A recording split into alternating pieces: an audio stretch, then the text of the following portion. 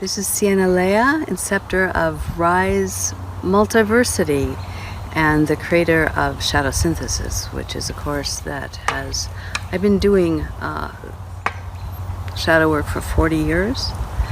I've traveled the world working with people, shadows, all across the globe.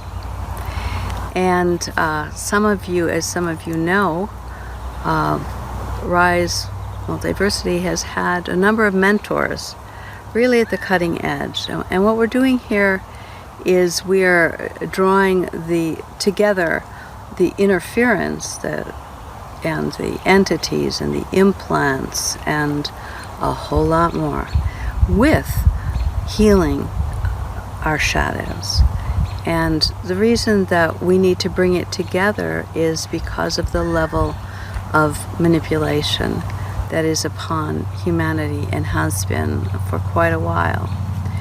So I always look at it as a research, and I always look at this community as a research community. And it's important to keep bringing fresh ideas and the real people who have done the real work to be the midwives and husbands of this shift. And I know a lot of you know that the alternative media has gone nuts. There's as much disinfo as real info in this huge can of worms that's really hard to figure out who's genuine, who's fake, what part of this is true, and what part of this is a misdirection of our energy. It's a really challenging time to be offering a path out of the kind of soul imprisonment that the people that come to me are finding themselves within. So I am very excited to bring you Laura Lee Mistycah. Welcome, Laura Thank you. Lee. I'm excited to be here. Yeah. In our undisclosed place. Yes, we are in an undisclosed location. I left Ecuador to do a project that did not happen. Well, I thought that's why I left Ecuador. But I realize now why I left Ecuador was to spend some time with this remarkable, brave warrior who has been behind the scenes by design for a very long time doing the real work. And I know there are others out there doing the real work too. And this is not about who's better or who's worse. This is about bringing you pieces that I think we really need right now deeply, because more and more people are really wanting to break free, find their sovereignty, embody their souls, stop coming out of post-traumatic stress and live a life that has purpose, their soul's purpose, and find out what their real value is and make their real contribution and free themselves from the money vice and all the other things that we're trapped down under. So the Rise Multiversity is a community of people, and we do these things together. We support each other, because one of the biggest pieces is how isolated we are, getting bombarded in our aloneness. It's so hard to rise above the level of targeting, of attack, and of the relooping of the pain of the gigantic wounding that humanity carries right now. It's been a war zone. It's still is in many ways. So from my heart to yours, I offer you Laura Lee as mentor with Rise. She's being in her own right. She's been doing this work for a very long time. And I'm hoping in this introductory discussion, we can shine a light on some of the pieces that I find absolutely remarkable that this woman brings. Now, I want to just say something to you. I want you to breathe, and just be aware that you may find yourself not wanting to hear some of this, because I find myself coming here that there are programs, that there's certain levels of this that, like, I just block out, like, no, that can't be true, or no, that isn't right, or... And I'm also finding out that people, even in the alternative super woo-woo community, have certain people that they have invested a lot of belief. And if you stray from that party line, you know, that immediately the mind turns off. And we are constantly being given new information, new tools, and the real researchers like Laura Lee are constantly getting new keys to unlock humanity from places we didn't even know we were trapped.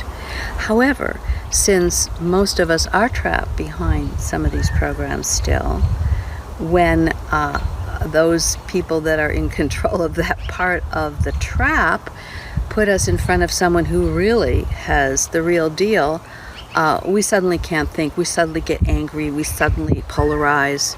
So I'm just saying, okay,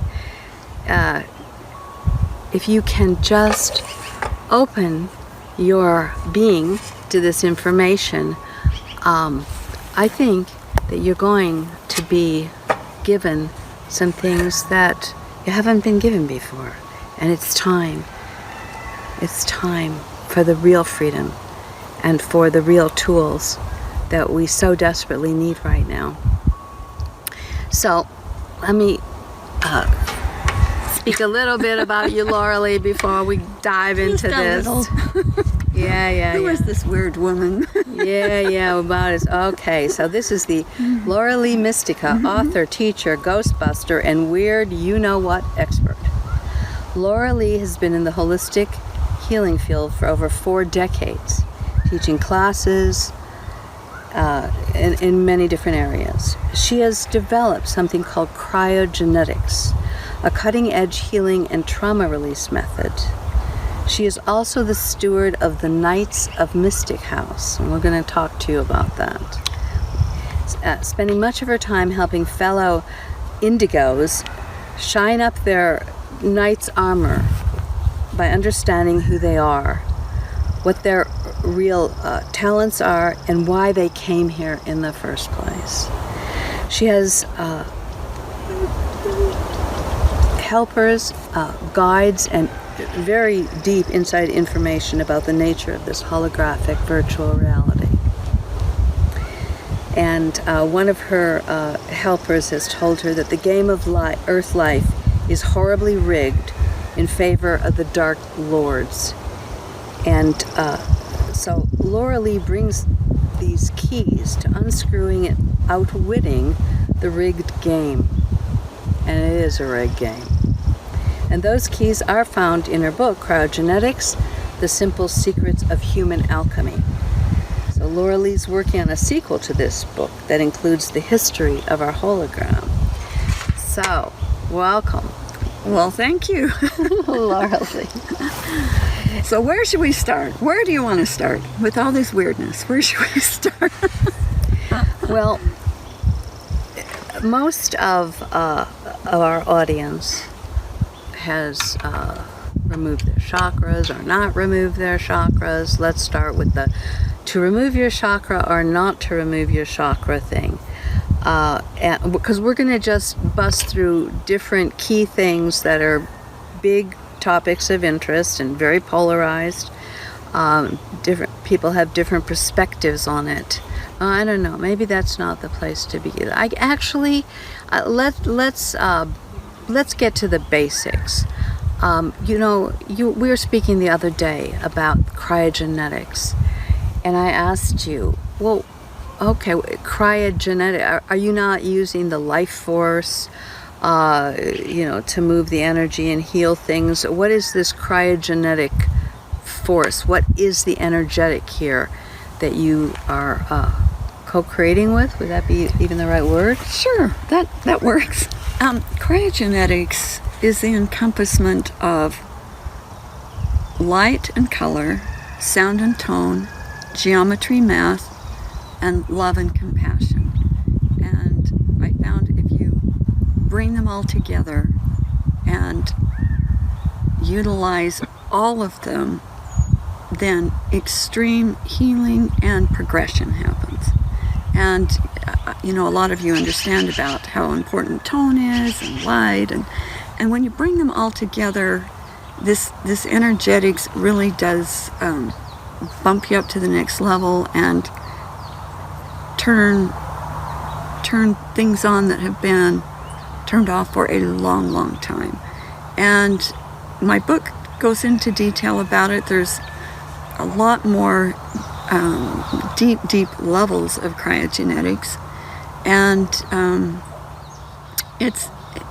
cryogenetics has what we call the cryogenetics egg. And gosh, do we have a picture of that egg? We'll have to put it on. We'll put a picture We'll put a picture on. The egg. But before you go into Yes. the egg, Okay. Laura Lee, Okay. can I interject You something betcha. here? And that is, when you spoke to me earlier, you said that this energy is the uncorrupted energy outside of the artificial construct, the matrix, the hologram, call it what you will. That everything in here has been horribly corrupted. And so it's something coming in from the outside to help and to assist us to clear the distortion and to activate the divine blueprint so we can move on. So there's a purity involved. Is that correct? That is absolutely correct. And when you said purity, that is true. And since everything did get so corrupted here, only something from outside this hologram that was uncorrupted coming in could help fix it. I mean, you have to have something that's not a part of the system that's Right. already here. Right. Okay. So right there, are you freaking out yet? Because Are you freaking something yet? outside the hologram. We're not going to go way down that. And I'm going to tell you that we're going to do a series of events, courses, classes, nights, trainings. We're going to dive deep into this. And I hope you understand we can only give you the tip of the iceberg on a public broadcast for various reasons. So, but I wanted to cover the key points that turn the light on going, whoa, what is what is this we're talking about? And I thought the piece outside the hologram was a good lead-in to the eggs. Very good, because that's where it came from. And it's That the egg. The egg is not, well, let's see. Actually, our hologram is a giant egg. It's a huge egg that was infiltrated a long time ago by, I guess we can go into the D monster now, because that's where it all started. We'll cut I've to been the into the chase. dark feminine for a long time. Well, she's got the dark feminine 10.2 for you here right now. Well, there was a huge war on the outside, and this hologram was originally designed to be a place that we could go for rest and relaxation and recuperation from all of the horrendous pressures that were on us from the outside. And when word got around what was happening, and it got infiltrated, and there was a huge it was like a battle that was triggered here, triggered there, triggered there. Everything was happening at once. People were getting blown apart with the scatter weapon, and a lot of their pieces came inside the hologram during that time. And this made it key people that were researchers and the creators of this hologram. Part of their pieces got blown into this hologram, and then we call her the D monster. Her name outside was Durerla, and she did this so that she could sneak in and corrupt the whole of the hologram, and we would not turn it off. It Okay. guaranteed her. So, Okay. Queen Bitch, which I have done a number of interviews on, and in my book, Stealing the Moon, we go into the dark feminine deeply because I've had to deal with that, and most of my students are wrestling with this dark feminine part of themselves that they feel great shame and guilt and disempowerment, and it's a really virulent energy. So it's kind of shocking to think at the top of the power mad pyramid is a feminine. But so that's one thing. I just ask you to take a deep breath on that one.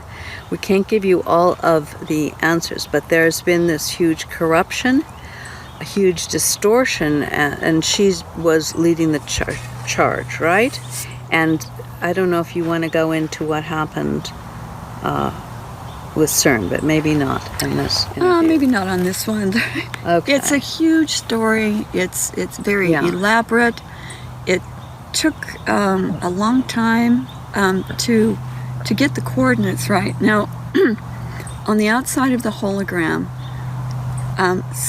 we were able to take her out. Her physical body does not exist on the outside anymore, but she was able to put her essence inside the hologram, complete with the body and whatever, and then she could just come in here and raise Cain, raise all sorts of hell, and which so is what she did. Are dissecting in a very specific stealth investigation, which we're not going to go into right now in depth, of the many overlays that are impacting everybody's shadow, or empowering, or amplifying, or harvesting. So it's new information from what I've understood. Other people are certainly pulling in parts of this, but it's really important to understand because from my work with my students, a lot of these patterns are surfacing through the techniques and the community support and the tools we have and the commitment and the dedication, but actually extracting ourselves from the complicity with the evil that has been perpetuated, to no longer perpetuate, to no longer be a part of the problem. This means we have to look further than we have, in my opinion, and that's why I'm really excited to be here with you, because from my experience working with you now, I've been here for a while, living with you and healing with you. I'm finding very credible processes and information that I haven't experienced anywhere before. And that's why we're here today. I'm here with Laura Lee, bringing her to you after kind of a long hiatus where we had super AI challenges getting her on at all. So did you want to... Okay, so... You know, I really corroborate that this shattering and the weapons that shatter are so showing up in people as they do the shadow work and retrieving soul fragments. I mean, this is a part of shamanism, soul retrieval, and bringing the pieces together. And this is one of the biggest tools, or I don't know the biggest. This was a big. There's so many. But right. This was a big, super big tool, this shattering and scattering of us and of her. And can you help us understand that anymore? Yeah. Well, she was very cunning and diabolical, and her methodologies were exquisite in evil. I mean, that's, I guess, the best way to say it. And she knew that she was doomed. On some level, she knew that she was doomed on the outside, that we had the means to capture her and take her out. So she created this vacation spot for her where she could come into this hologram and into this earth. Planet Earth is where she came first to set up housekeeping. This was her domain, and she began immediately to start corrupting and perverting everything she could get her hands on. And we see that all over in nature and in just everywhere, that there's really good parts, and then there's parts that are just not right. They're just corrupted. And that's her handiwork. Well, she knew that if she got enough pieces of all of the beings that were on the outside that were creating, and there might be some of you people listening to this that were from there and are here as a part of the hologram rescue team to fix this. And she tried to get the people that were the most valuable to scatter them and put them in here so that we wouldn't turn off the hologram. We could just go clip, unplug, and turn it off. But she wanted to make sure that that didn't happen, and this certainly assured her domain here. And so that's kind of where it all started.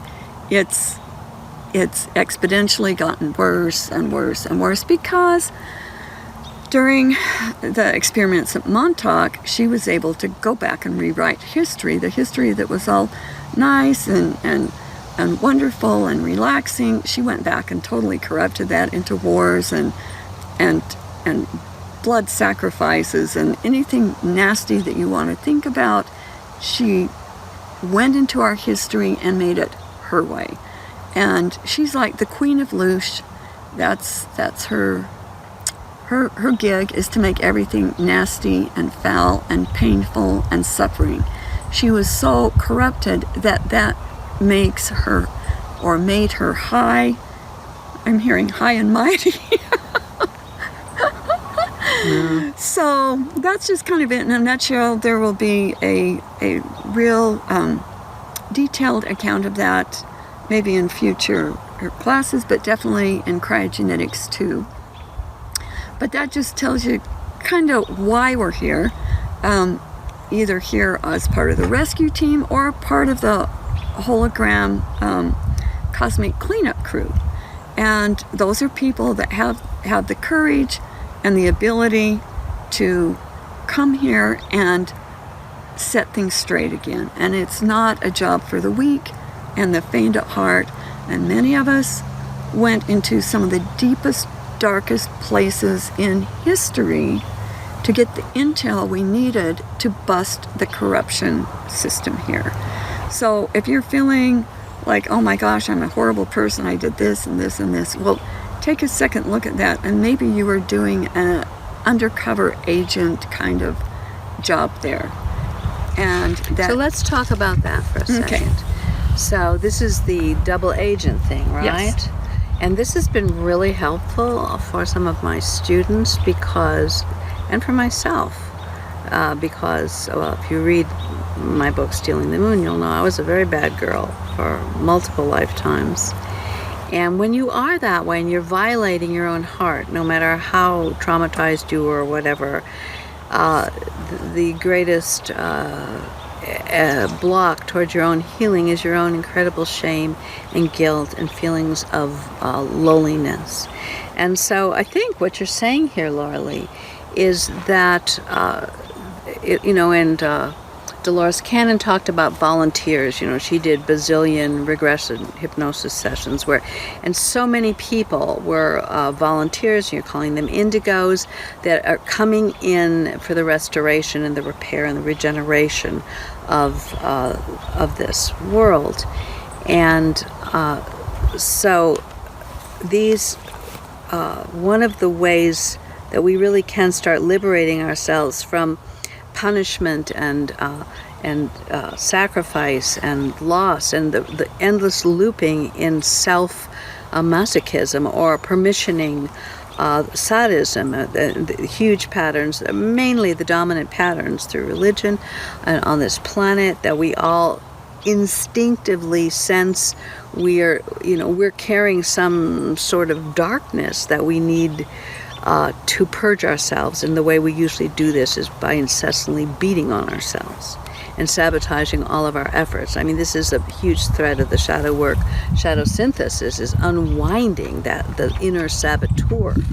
And so understanding if it's, and again, we're offering things as a research for you to explore, for you to see if there's any truth in this. Okay, the people that I've experienced so far getting this concept, like, whoa, I did come in and I took on some really bad stuff in order to expose it, in order to, like you say, gather the data, in order to bust it up. And it wasn't just that I'm pure evil and I'm a horrible, horrible person. Now, there is that part, then we need to purge that and heal that and to transform that. But there's a deeper purpose to some, and I'm not saying everyone is on that. Right. Either. I was just going to say, real evil people don't care. They like it. Yeah. They want to stay there. They don't have any intentions to change that. Right. They might have intentions to look like they're not evil so that they can mess you over. Yeah, right. But evil people, they like it. Yeah. It's just the ones that know that it's not okay to torture other life forms. Yeah. And one of the things I really honor, respect, and love about you is that you're willing to call a spade a spade. I mean, there's so much BS. Either we're on the side of love and light, or we're covering things up, and everybody knows that the greatest supposedly humanitarians are running pedophile rings, using their money and resource with the children they're supposedly saving. Everything that says it's black is white, and everything white and black, it's all turned to red. It's just lies and deception. It's all coming out globally now, and yet it's inside us as well. We're all supporting it. By not making conscious the part of us that's complicit, actually empowering it. And but it's a hard thing to face, the layers of complicity with this evil that has been perpetuated here. So I'm really grateful to meet a sister that just willing to call a spade a spade. And I just wanted to bring up one thing here around, out there's a lot of people in the alternative community that are telling us that all the bad guys have left, they're all being arrested, there's a huge change and shift, and we can, go fishing because it's pretty much getting handled, and the golden age is going to be upon us, and that these evil forces have been taken out by people such as you've been working behind the scenes. So what do you say to that when you hear that kind of? I would say we're working on it, but we're not ready to throw the party yet. So there's you want to get your party hats and your kazoos, that's fine. But no, we're not there. We are so not there. So there's still a lot of cleanup to do. Absolutely. So there's a lot of harvesters eating off the loosh of humanity. Yes. What are the most prevalent patterns that you see that people are fairly clueless that it's even part of the dark stealth workings of these, what do you call them here? The lords of the Dark Lords. The Dark Lords. Mm-hmm. Okay, so your question is, what are some of the nastiest things that we really should be addressing now, and you don't maybe feel we are to the extent? I could get more specific here, if that get specific. is too. Let's get down. All right. So then now let's do it. Okay. Let's get down to our list now. Let's talk about the Kundalini snake. Now, a lot of you are hearing about the reuniting of the divine masculine with the divine feminine, and the Kundalini is a path of enlightenment, and when this gets activated, the sacred union occurs. So is that true, Laura Lee? Is the Kundalini a path to freedom and illumination? Not from what I've... Not in my experience, and I've experienced quite a bit with the snake, and it's nothing but a huge interference of your free will and your it takes over your life, it takes over your sexuality, takes over your head, and all of these religions and things that say you have to have that in order to be enlightened, it's baloney. It's just a crock of crap. It is not true at all. So you're saying that the Kundalini snake is a what? It's an imposter. It is an First of all, absolute what is imposter. the Kundalini snake? Okay. It's an energy that rises. Well, it can go both ways. It rises from your lower chakra, and it goes up your spine. Okay, so and then it goes up to your head, and then it can always also come down. Now it uses the chakra system. So if you've got the chakra system and the snake, they work very well together. So what it does is the energies that it moves, it totally bypasses the heart. The heart's in the middle. The back that it comes up, it kind of bypasses the heart going up and bypasses it going down. Now, one thing people don't understand is that you can dump your terrors, you can dump your junk on someone during sex. And it comes from here and it goes straight down, and you can give your partner a whole lot more than what you bargained for. And the snake is one of the main perpetrators for being able to do that. I know of stories where people have come back from war-torn areas, and they're just in horrible shape. They have sex, and who gets it? Their spouse. And so they start having nightmares and the same crap that you had. Yes, some of it comes out, but it's not like you transfer it all. You just transfer a bunch of it. There's still some there. So now you've got two traumatized people. So the snake doesn't, it's horrible. It's something the D-monster created. And I wouldn't have a dang thing to do with it. Now the thing is with the snake, if you do one of these protocols to get rid of the snake, if you don't get rid of the eggs that it lays, they'll just hatch and have more of them. So you have to be really detailed in removing this. And the snake, people get scared either way. It's like they're scared to have it, they're scared to get rid of it. The people that I know that have gotten rid of it have gotten a huge relief in stress and trauma. And maybe you can say how you felt. Yeah, because I did that Kundalini snake removal and the eggs, and I felt this very sinister energy that is a frequency match for all the other layers and templates of sinister energy, that it has its own agenda. And of course it's posing as something very passionate and intense, and it can get your hormones surging, and it's let's face it, sex is one of the most powerful forces for the human being, and therefore of course it's going to be one of the most manipulated.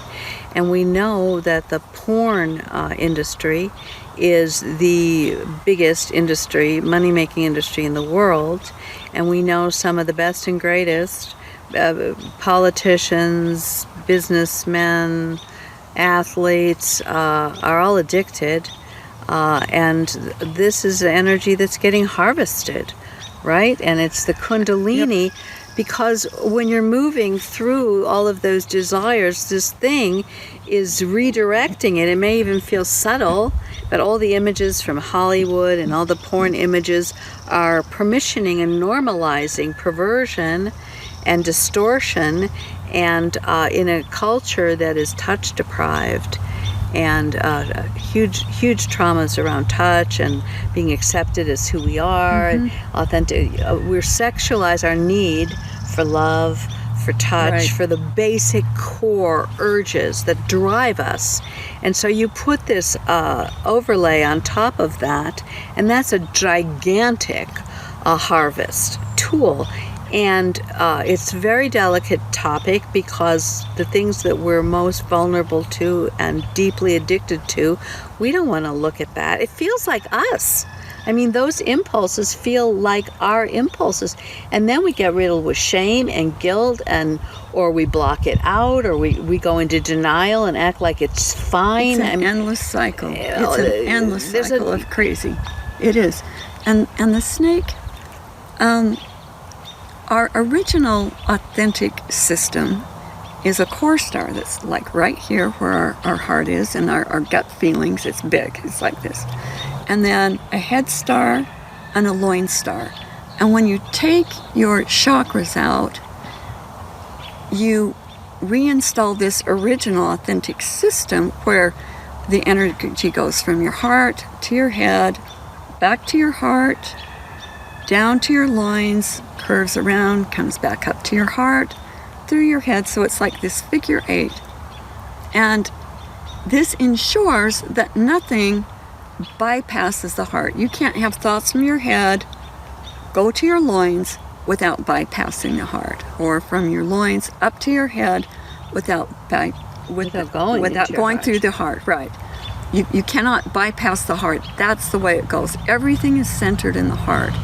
So all of this corruption energy and the Kundalini snake crap keeps making bigger and bigger and uglier and uglier. And look at our society. It's like we don't even know what authentic love is anymore because it's been so corrupted.